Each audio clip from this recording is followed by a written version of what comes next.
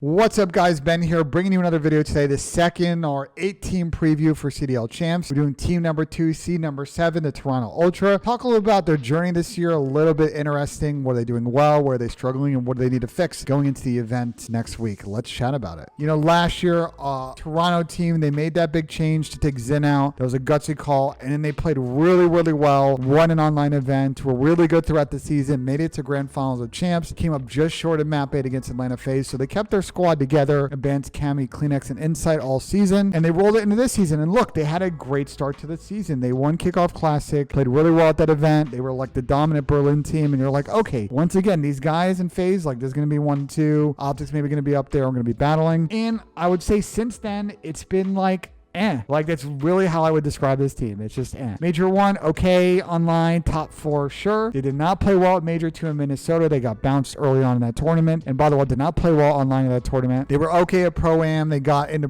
knockout stage, but they got eliminated before finals. And when they got to their home Major 3, they actually were playing pretty good. They were good online. They played well at the tournament. At that point, they were kind of actually in danger of not making Champs. So they needed a really good performance to get on the right side of the top 8 seeds for Champs. And they played well. They got to Sunday, came up just short against FaZe, went up losing to Seattle. I think the support there was incredible, and I think that was a big turning point for this team because they played well at Major 4 as well. You know, I think the big kind of talking points about this team this year, both from a positive and negative standpoint, has really been about the individual play of some of their players this season. So shout out Easy Mac, he gave me this doc. These are overall stats from this year, and if you look at sort of their slaying numbers, you know, Scrappy and Hixie came in at certain points when players got COVID or got sick, and they had some decent performances. But I think the shocking thing, if you look at this to me, is, you know, Ben Vance has been kind of up and down from an overall slaying standpoint. Kleenex, Cammy's numbers are not bad, Insight numbers are not bad, but not as good as they were last season. Something of note, actually, and this is probably the first time y'all have probably heard this, so I might be breaking a little bit of news, is this lineup almost didn't stick together this season throughout this year. I think there's been some momentum around the Toronto camp from what I've heard from multiple sources, but the team has been insistent that they wanted to stick together, and management obviously,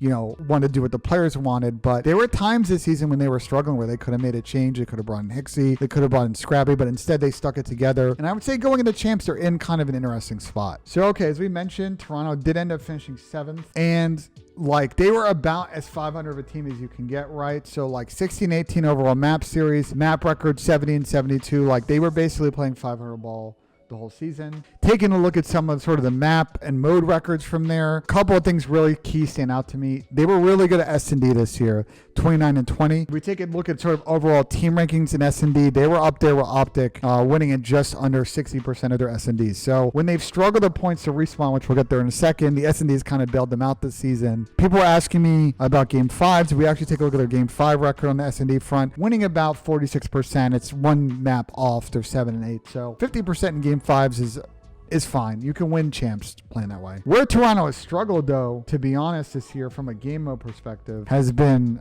surprisingly Hardpoint. Last year, they were a very good Hardpoint team. No one wanted to scrub with them on the map like a Garrison, for example. This year, they've been super pedestrian. Gavatu, they played a lot, and they have only won twice. 8-11 on Tuscan, 7-9 on Bocage, 6-6 on Berlin. So Berlin's probably their best Hardpoint map, but again, if we keep mentioning this in these videos, when you're playing like an OpTic or a FaZe, you're not going to see Berlin, so you got to be good at the other 3 maps. And I think that's part of the reason why they've struggled against some of the top teams this year. For example, these are some map records and series records that they have against top teams this season. They're 0-5 against FaZe, 2-2 against Thieves, and 1-2 against OpTic. I think like for Toronto, yes, you've been good and decent against the mid-pack teams this season, but being 3-9 against what I think are the de facto top 3 teams in the game right now is not necessarily going to cut it. If we take a look deeper sort of in the Hardpoint issue, right, and probably why they're losing a bunch of these series, they didn't play well. They were 4-10 stage 1, 2-10 stage 2. Their home major event, yes, they were good, 13-6 and 12-3 in S&D as well. We get to major 4, 4-10 in Hardpoint, 5-8 in S&D. They were actually decent at control. For Toronto, ultimately the entire season so far, like they've just not been able to master the art of respawn. S&D's keeping them in some of these matchups, but if they're going to make waves at Champs, they're going to to have to get better and get some form at Hardpoint. So this is an interesting stat. This year in 34 matches, they are 34 game ones played, so 34 matches. They have 11 total wins. 32% in game one is just not going to cut it against top teams. Again, if you were a strong S&D team, you want to be at least be able to win 40, 50%, maybe even 60% of those game ones, because if you have that, look at this. They have won 64%, almost 65% of their game twos. If they're able to turn around that game one percentage, they would have so many good 3-0s this season. Again, because they've been solid in the other maps, right? 52%, they're winning a good percentage of their controls. Map 2s, they haven't been bad.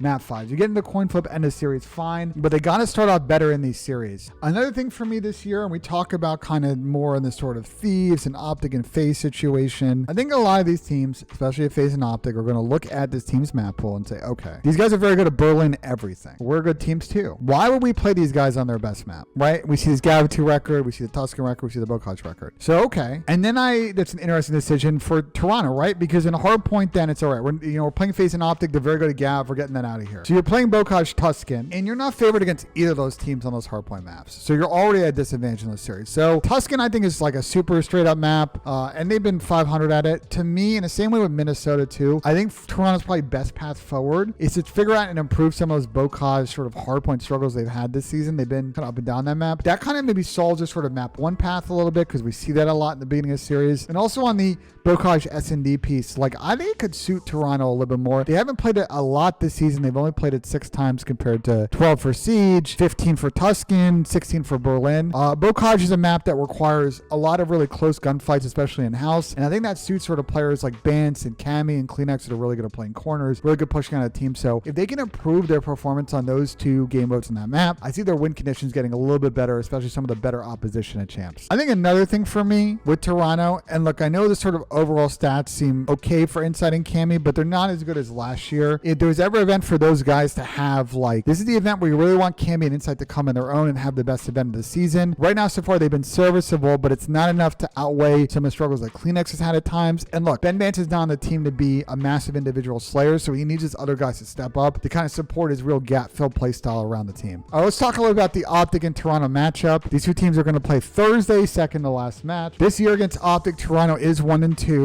They have not had success in the Hardpoints against OpTic. Again, 3 Bocage losses. Going back to that point, that's probably going to end up in this map pool again, because you're not going to want to play OpTic on Gav2, and OpTic's going to get Berlin out of here. S&D's pretty even, Control's pretty even. So right now, the hard point is sort of the difference in that matchup so far this season. So for me, overall, it's hard for me to see Toronto beating OpTic. I think OpTic's going to be a little bit better at this event. I'm a little worried about Toronto, because OpTic wasn't particularly good at Bocage at this event. I feel like in the next 2 weeks, since Major 4, they'll have improved in that game mode. And then at that point, it's like, if OpTic is good at Hardpoint, they're back to being good at Tuscan. Like, it's real trouble for Toronto. Like, they got to win maps 2 and 3, take advantage of OpTic's weak performance at Control in Major 4. Maybe Toronto's probably the better S&D team as of late, but OpTic's starting to get better. So it's going to be tough, man. I think if you look at the bracket, like, let's say hypothetically Toronto lose that, they drop down to losers. They probably have a decent round 1 matchup. I would expect Thieves to take care of it against Boston. So I would favor Toronto versus the Boston sort of matchup. I just feel like right now,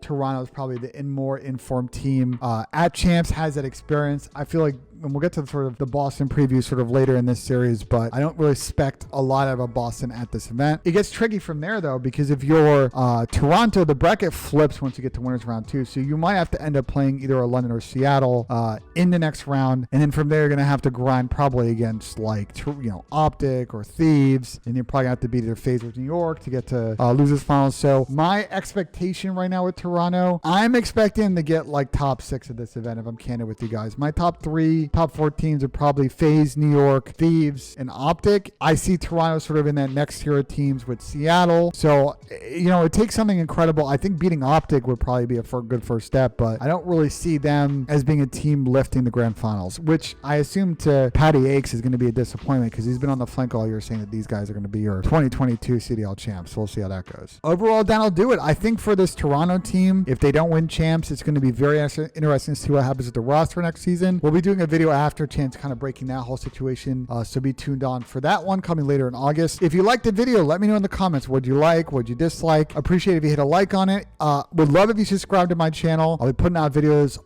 every single day from now until Champs. Take a few days break after Champs to recuperate, and then we're going to be doing a lot of really good off-season content, so be tuned in for that. And we'll see you guys in the next one. Thank you so much.